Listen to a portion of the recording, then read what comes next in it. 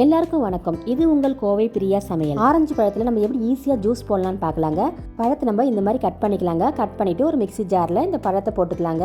அதில் இருக்கிற சீடெல்லாம் எடுத்துருங்க. அப்போ தான் நம்ம உடம்புக்கு நல்லதுங்க. இந்த பழத்தெல்லாம் போட்டுட்டு நம்ம தேவையான அளவு சக்கரை போட்டுக்கலாங்க. உங்களுக்கு எவ்வளோ இனிப்பு வேணுமோ அந்த அளவுக்கு நீங்கள் சக்கரை போட்டுக்கோங்க.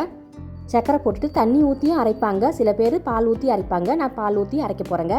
இப்போ ஒரு டம்ளர் பால் ஊற்றிக்கலாங்க. மிக்சியில் போய் நம்ம அரைச்சின்னு வந்துடலாங்க.